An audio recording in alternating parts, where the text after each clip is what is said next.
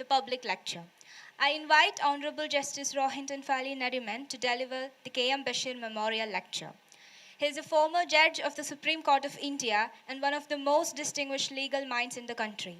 Beginning his legal journey in 1979, he rose swiftly to prominence, being designated as a senior advocate in the Supreme Court at a remarkably young age of 37, an achievement so exceptional that the rules had to be amended for his appointment.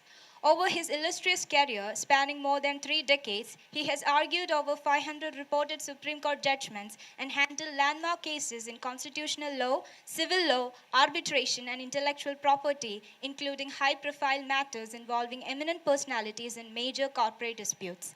He served as the Solicitor General of India and in 2014 was elevated directly from the bar to the bench of the Supreme Court. Beyond his judicial and advocacy roles, he has been a mentor to young lawyers, setting up the Supreme Court Lawyers Welfare Trust to nurture emerging talent. It's a privilege to have with us a jurist whose scholarship, courtroom brilliance, and contributions to Indian law have left an enduring legacy. I invite Honorable Justice Rohinton Nariman to deliver the memorial lecture on the topic, Fraternity in a Secular State, the Protection of Cultural Rights and Duties.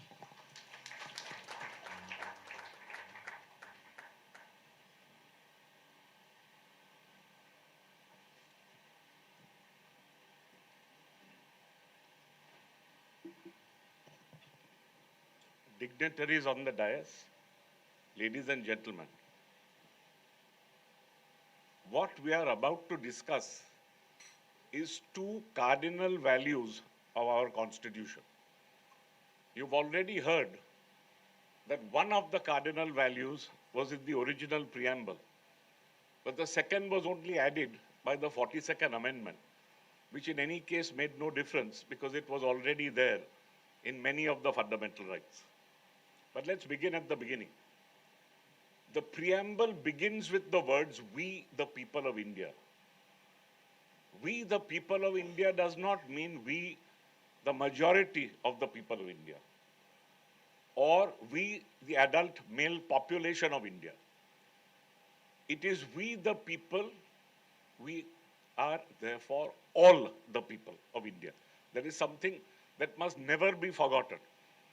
So it is all the people of India who give themselves this constitution. And the important values that are there in the constitution are first outlined in the preamble. So that for the first time we are sovereign, we are no longer governed by another power. We are democratic because we elect our governments. And we are a republic because we have an elected president at the head. Justice has to inform every part of life. And then after that, you have the famous French Revolution cry, liberté, égalité, and fraternité. Now, liberty is of thought, expression, and then what we are concerned directly with is faith, worship, and belief. Because that is one of the important prongs of secularism, as we know it in this country. So it is already there. It's a misnomer to say that secularism was introduced only by the 42nd Amendment. Some part of it was always already there. Then you have equality of status and opportunity. And the subject matter of today's talk, which is the single pivot on which everything else works, which is fraternity. Now, what does fraternity do according to the preamble? There are two very, very important things that it does.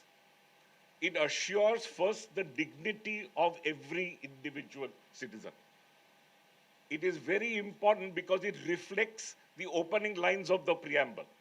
We, all the people of India. So the dignity of every citizen first.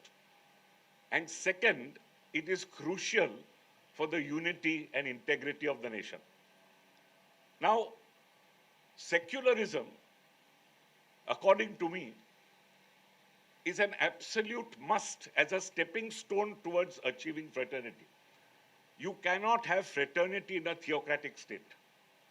So therefore, what is secularism is going to be the first part of my lecture.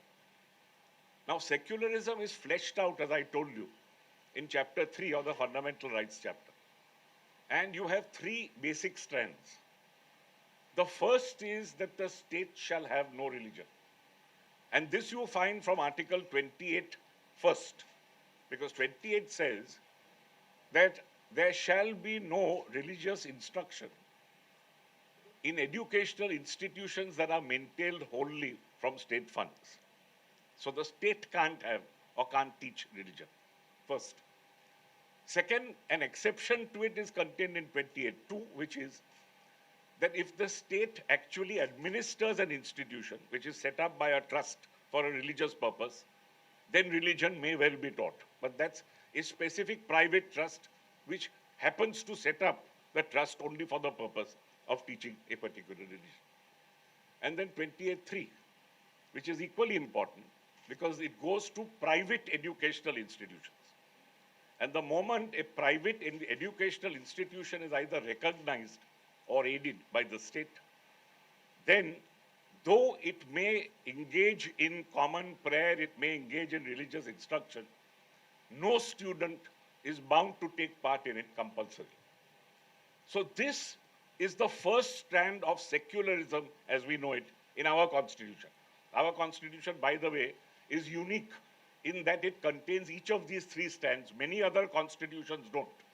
And they speak of a wall of separation between the church and the state. We have no such wall. So what we have is first, the state having no religion of its own. Second, the state then cannot also discriminate against citizens on grounds of religion. This you find in a sweeping statement made in Article 15(1) to start with. Under Article 16(2), huge public employment is given to all our citizens. There again, the state cannot discriminate on grounds of religion. 3, under Article 29(2), if anybody wants admission to an educational institution which is aided by the state, there again, though it may be private, and of course in a in a situation where the state wholly manages it, it goes without saying that there can be no such discrimination. And finally, under Article 32, every minority institution which has a right to establish and administer the institution of its choice equally cannot be discriminated on the ground that aid is being given to it. So this really exhausts now the second branch of what secularism means in our constitutional scheme. The third is the most important, because the third is the positive right now of the individual. And the positive right of the individual is first against his individual citizens. And this you find in 15(2) and 17. Under Article 15(2), every citizen has a right to access to every shop, restaurant, hotel, or other place of public entertainment, even though it be privately owned. No discrimination can be practiced there on grounds of religion. Second, equally, every citizen is entitled to use wells, bathing ghats, etc., which are all maintained wholly or partially out of state funds or dedicated generally to the use of the public, like roads. Equally, under Article 17, untouchability is pronounced now to be a crime. Parliament has in fact made it a crime. And it reaches out to every single citizen, not to practice it against any other citizen. Then we have the extremely important right that is given now to every single citizen under Article 25. 25 begins with the words, all persons are equally entitled. Equal is very important. Equal has two meanings. One, equality within. Therefore, men and women of a particular denomination. And equally along with every other. Endogamous. So all persons are equally entitled to do what? To freedom of conscience first. And second and most important, and these are pregnant words, each one of them means something. To practice, profess, propagate. Now, every one of us practices religion at home. Every one of us practices religion in a mosque, a church, a temple, etc. But we are given another right. We are given the right also to have emblems of our religion all over ourselves, which is the right to profess. And the Constitution expressly says the carrying of a kirpan by a Sikh is part of that right. So we are able, therefore, to say that turbans, tikkas, and every other religious object that may be on our person is something that is a fundamental right that we can carry with us. And now we come to the problematic expression, propagate. Now, propagate was not there originally. It was added at the instance of K.M. Munshi because he expressly said, look at our Christian community. It is fundamental to the Christian community to be able to convert, to be able to bring persons over so that they can be saved by belief in Jesus.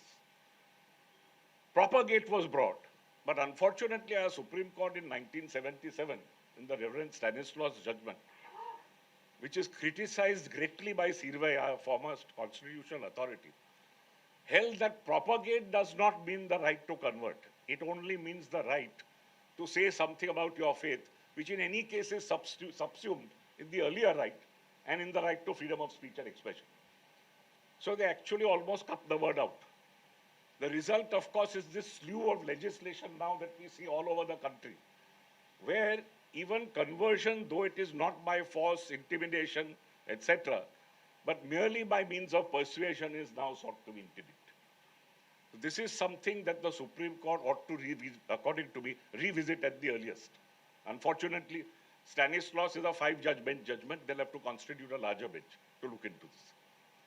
So we have these 3 rights in every individual. But are they subject to anything? Yes, there are subject to some 5 exceptions which are very carefully thought out. First and foremost, the exceptions are public order, morality, and health. Now, public order obviously is a riot situation. You cannot exercise or freely exercise your religion on the streets and create a riot. Short of that, you may do so. So this is exception 1. The other exception is morality. Now, in morality, we've already exhausted the gamut of so many things. We've had female infanticide, for example. We've had sati. We have had all sorts of, we've had temple prostitution. All these come within morality. So that in the interest, therefore, of morality, the state can put curbs on a religious practice. And finally, health. Now, health is again something that needs to be tested. I find today, every faith seems to get louder in its protestations and is making the Lord deaf.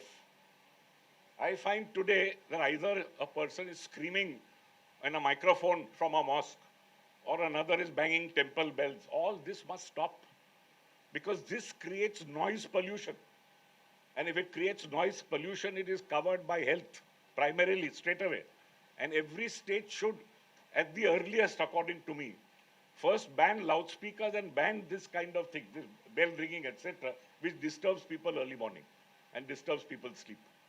So it is again something that the state must take into its hand and do it down the board, so that again you can't say that you are favoring X or favoring Y.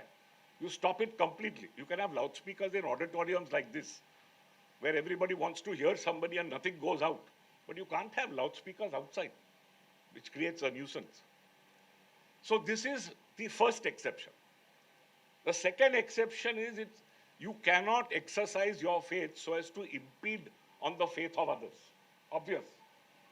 So it therefore says subject to the other rights contained, the other fundamental rights. Now, the other fundamental rights could be the rights under 15(2). I told you, for example, the use of public wells, bathing ghats, discrimination generally in public places, and the practice of untouchability. So that would probably fall under the second exception. The third exception is any secular activity which is associated with religious faith.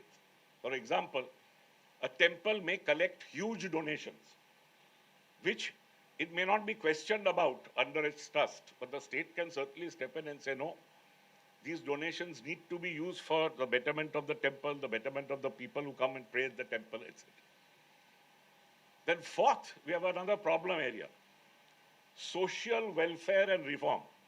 At least one judge in the Supreme Court has taken the view, and now it's up for grabs before 9 judges, that you cannot, under the guise of social welfare and reform the essential part of any religion out of existence.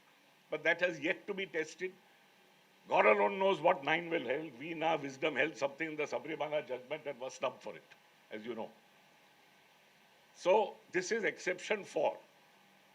And then exception 5 is the famous throwing open of Hindu religious institutions to all denominations of Hindus, no matter what caste or whatever they belong. Now, having told you about what secularism essentially means in our constitution, and the fact that the moment there is some infraction, you can, as of right, petition a writ court and get relief. What is the position per fraternity? Unfortunately, till our fundamental duties came in 1976, the position was that the single pivot on which everything turns was hardly enforceable. I mean, it was something that was said in the air. That's all very well to speak of fraternity, but what happens when on the ground, history books, for example, are distorted today? We were just discussing, one of our greatest emperors, along with Ashoka, is Akbar. I was flabbergasted to find in a particular book, and a child read it out to me, to find that Akbar is stated to be a person who is a tyrant and a person who organized mass murders at Chittor, where so many women committed Johar. And that's pretty much all that was said about him. And almost nothing was said about any of the great Mughals. So complete effacement, number 1, followed by a total distortion. Now, what can we do about these things today? You have fundamental duties, as I told you, which now speak of many things. First fundamental duty is to the Constitution, that every citizen must abide by the Constitution, its ideals, its institutions. It must respect the national flag, which I'll come to in a moment, because that should remind us of fraternity. I'm going to tell you how. Second, it should also promote harmony so that there can be a common brotherhood. This is directly fraternity, which transcends religious and other barriers. Most important.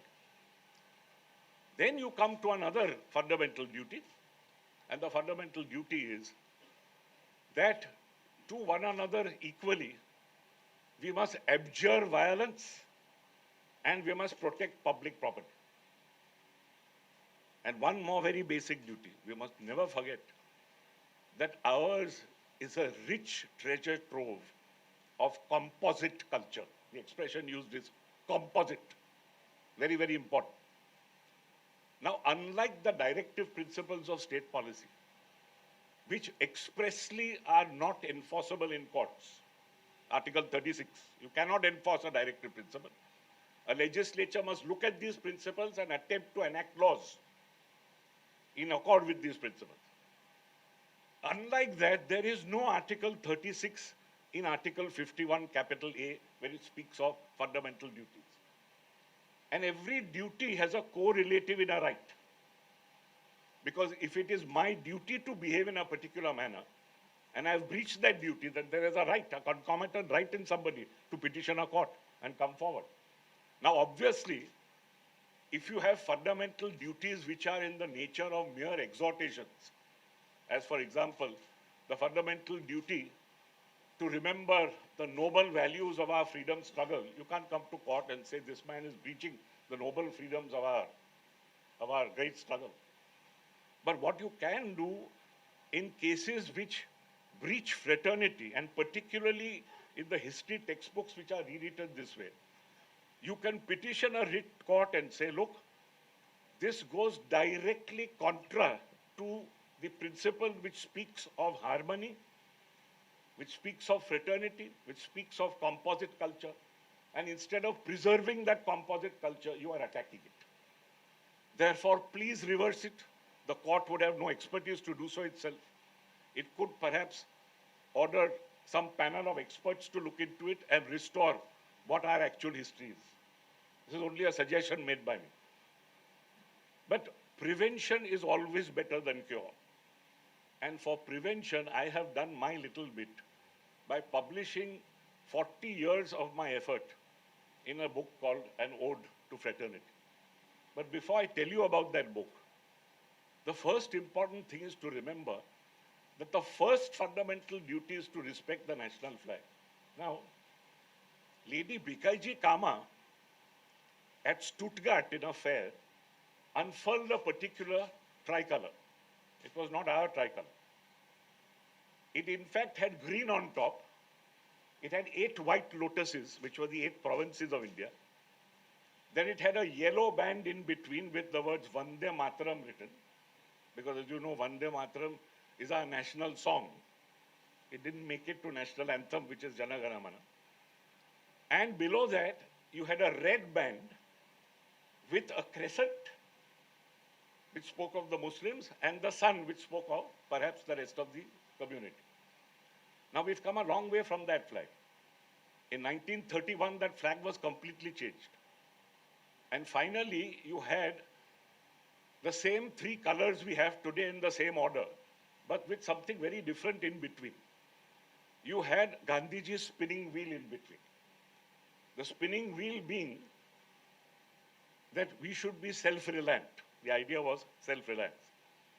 A committee was set up by the Constituent Assembly who looked into this flag and then replaced that wheel with one of our great emperor's emblems, Ashoka's emblem taken from the lion at Sarnath, correct? And this particular emblem denotes the wheel of dharma. This is very important. Dharma being the moral law in this case. And now we come directly to Ashoka's 12th rock edict. Because that 12th rock edict speaks of how best you can propagate dharma. And he says that I want all my people to hear this very carefully. I want every one of you to go out and extol the other person's faith, not your own. Because by so doing, you will be giving everybody a good idea of what that faith is and praising it. And by the way, you'll also be praising your own. If you do the opposite, then you will really be denigrating your own faith. And he said, therefore, I want my citizenry to be well informed. Very important. Well informed means first, inform yourself about everybody else's faith. So that there may be concord. Uses another beautiful expression. Concord is exactly fraternity. And this is how best we can serve Dharma. Radhakrishnan, who was our great president, spoke of the saffron part as meaning disinterestedness. The green part as meaning we are a part of an agrarian economy. But the middle part is very important. The white band is supposed to denote peace, harmony among all faiths. So there you have fraternity written large in your flag. So every time you people see the national flag, never forget that fraternity is the first thing that stares you in the face. And remember, the white portion is the portion which speaks of everybody's harmony. And the chakra is as to how you achieve it.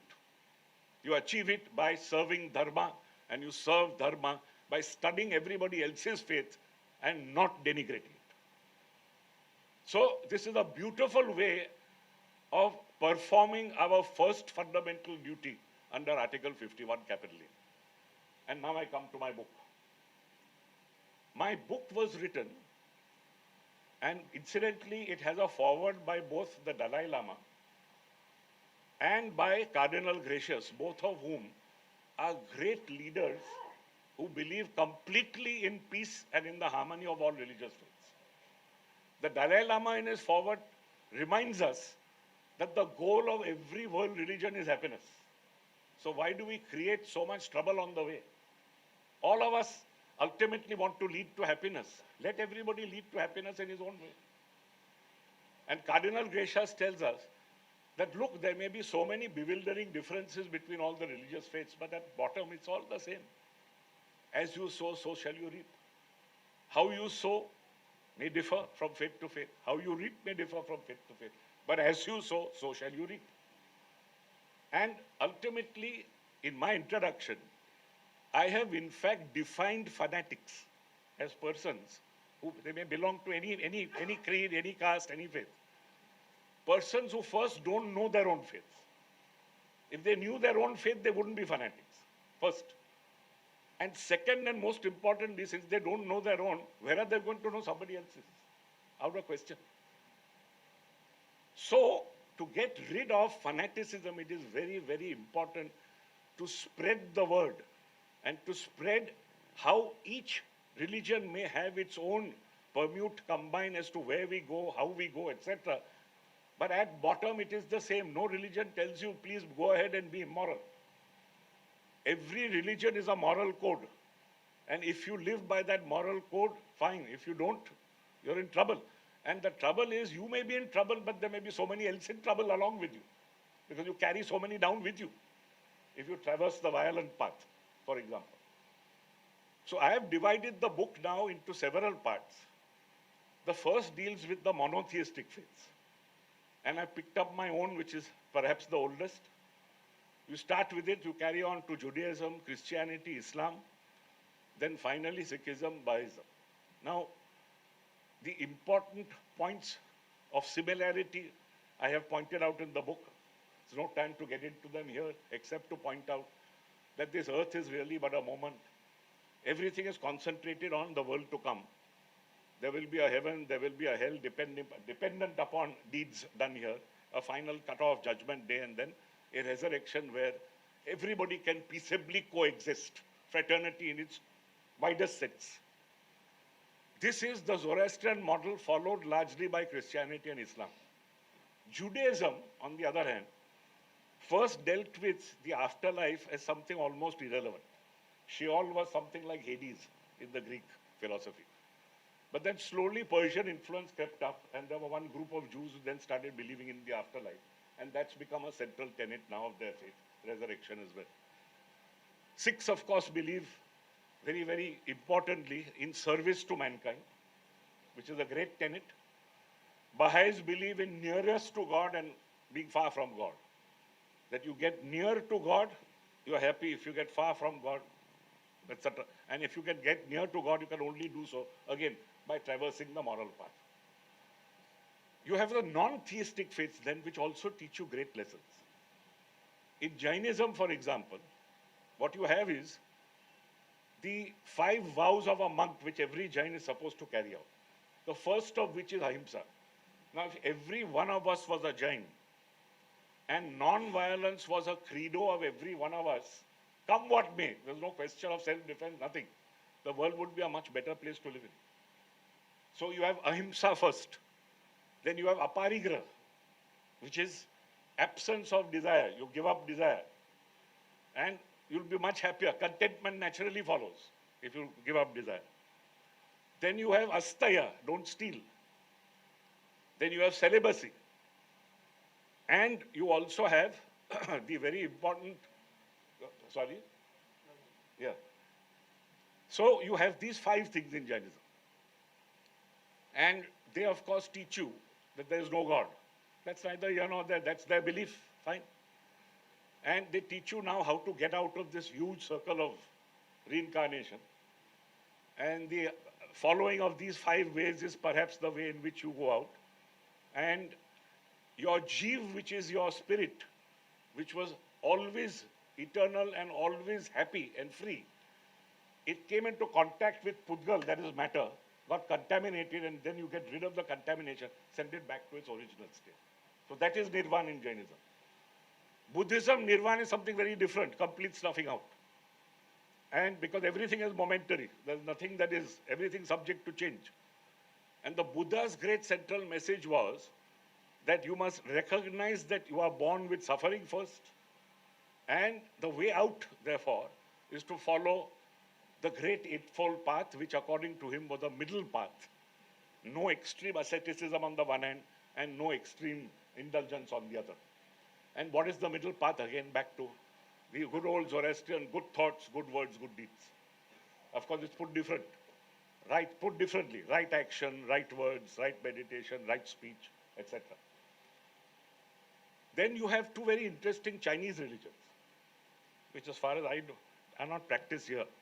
Incidentally, I attended the Chicago Parliament of World Religions, the 130th anniversary of Swami Vivekananda's speech. And we were all made to sign some 25 principles of morality. And there were 25 of us chosen from different faiths. So I represented the Zoroastrian faith. Just above me was a Confucian who signed as a Confucian. So it's very much a practiced faith today. And it's a fabulous faith because, though again it doesn't speak of God, and it's concerned with here and now, like Buddhism, it speaks of the superior man. Now the superior man is who? Again, a man who practices virtue. And the important thing it tells you is how to inculcate family life, family virtues, to worship your ancestors, etc. And equally interesting is Tao, because Tao is just blend with nature. And they give you the example of water. Water is something that is soft, but over centuries it can flatten the hardest rock. So they give you that example and they tell you, blend with nature. And everything that goes wrong is because you don't blend with nature. Now you come to the major problem area, Hinduism. Because Hinduism is so vast and the choice is so great that is baffling. You first study the Vedas. In the Rig Veda, in the 10th mandala, you have so many creation hymns. There's no time to get into them just now. All beautiful speculations of how we all came into being. The last one being 129, where the one that existed and breathed by itself must have created us. Perhaps the gods in heavens know, perhaps they know not, and it ends on that enigmatic note. You have the Upanishads, and in the 13 Upanishads which I have dealt with in my book, you have some very beautiful stories which give you the central message. The oldest of them is the Brihadaranya. And the Brihadaranya Upanishad has that famous 3 lines. From the unreal, lead me to the real. From darkness, lead me to light. From death, lead me to immortality. And it has this constant saying of the word neti. Describe Brahman. Is it this? Neti. Is it that? Neti. Indescribable. You have to experience it. In the Chandogya, you have that famous statement of Tattvamasi, where you have a father and a son, Uddalaka and Shvetaketu. And Shvetaketu is asked by his father, you for 12 years you have been studying. What have you studied? And have you studied anything about Brahman, about the spirit, etc.? So the son tells him, I haven't studied any such thing, father. So he said, please realize that the universe is built on this truth. Everything is built on this building block. It is like salt in water. You can't see it. You have to feel it. And that thou art, tattvamasi, that is within you, that building block. Then, of course, you have, there's no time just now. So many beautiful things. Then there is the Katha Upanishad, where again in the Katha Upanishad, you have again another father and another son, Vajravas and his son Nakiketa. And they have another spat because the son tells the father, what is this nonsense? You seem to be giving away everything which is not helping anybody that you're giving these things to. So the father says, all right, I'll give you away as well. So he said, give me away. So he said, who do I give you away? Death. Go to Lord Yama. So the son goes to Lord Yama. And he waits 3 days and nights before Lord Yama appears. So Lord Yama tells him, I've got to give you 3 boons. We have kept you waiting so long. So the first boon was, restore me to my father. Easily done, all right. Second boon was, teach me about a fire sacrifice. Equally easily done. Third question was deadly. What happens to a man after he dies? To that, Yama said, I can't tell you. So he said, no, you say you have to give me 3 boons. So you have to tell me. And finally, the answer Yama gives is something unbelievable. He says, in life, many people do what is good. Many people do what is pleasant. Doing of good alone will reach you here. Doing of what is pleasant will never reach you here. So it's a very interesting comparison now, not between good and evil, but good and pleasant. Another brilliant thought, and there are so many like this. Now, post Upanishads, what do you come to? You come to the 6 famous schools, 2 of which are atheistic, and you learn so much from them. Most of them believe in Gyan Yoga. But before we come to the schools, we come to the Bhagavad Gita, which is the most important of them all. Because in the Bhagavad Gita, you're told that you are bound by the coils of action. You cannot escape action. Therefore, do action correctly and renounce the fruits that you get, if you can do so. Then it tells you there are 3 ways to God. You have the Gyan Yoga, you have the Bhakti Yoga, and you have the Karma Yoga. It says Gyan is so difficult in chapter 7 that of 1,000 persons who seek perfection, only 1 does. And of that group of perfectionists, those who seek God, only 1 gets from Gyan. Don't try it. Too difficult. Second, Bhakti Yoga, equally difficult. Third, Karma Yoga, that is available to every one of us. Do your duty correctly and without expectation of reward, you will reach the same place. And then it also tells you about the 3 guns, Sattva, Rajas, Tamas. So that you remember that every time you do something, do it with a good motive, do it with a sattvic motive, don't do it with a rajasic motive, which is the idea to grab. And above all, don't do it with a tamasic motive, which is out of ignorance or delusion. So again, there's no time to speak about this, but you learn all these things from the Gita. And then when you come to the 6 philosophical schools, most important of all is Vedanta. And Shankaracharya advocates what the Bhagavad Gita says you'll never reach, Gyan Yoga. And that is Advait, pure Advait. Vishishta Advait, Ramanuja tells you no, you can get to the same but by Bhakti Yoga. Again, very, very difficult. Madhvacharya does the same thing, again Bhakti Yoga. So these are all brilliant paths of going to the Almighty. You can learn a lot in all this. And then ultimately, of course, it's how people live today, by the stories in the Purans, by the stories in the epics, etc. So, finally, coming to the bottom line. What best can you learn from each religious faith in one line? From Zoroastrianism, you can learn the great triad of good thoughts, good words, good deeds, which leads you to God. From Judaism, you can learn adherence to the law, because if you break the law, you break the covenant with God, nothing less. From Christianity, you can learn love your neighbor as yourself and love God with all your heart and all your soul. From Islam, you can learn that everything that is done for you is for the good. So-called suffering is also so that you ultimately veer towards God and go to God. From the Sikhs, you can learn the great concept of langar. Everybody, however big he is, ultimately can come down and feed another person, and that person can belong to any denomination. From the Baha'is, you can learn this great thing about nearness to God, conceptually, and being far from God. Yearn to be near to God. That yearning has to be there. Like you yearn for something, your next meal or whatever. You know? That same yearning has to be there. If you have that yearning, you will reach God. And then from the great atheistic faiths, I've already told you, ahimsa is the greatest principle, which if everybody followed, there'd be no violence from the Jains. From the Buddhists, follow the fact that you are in suffering and that you get out of that suffering by following again the moral precepts laid down by the Buddha. From Confucianism, you follow family virtues and virtue itself. And from the Tao, you follow resignation to your fate. Go by nature. Hinduism, I've already told you, at bottom, everything is karma. And karma, of course, acts in different ways. It acts in reincarnation, it acts in heaven and hell as well. So that you exhaust whatever you have and then go back to being reincarnated. Now, therefore, we come to the end of this lecture. What would I exhort all of you to do now as citizens of India?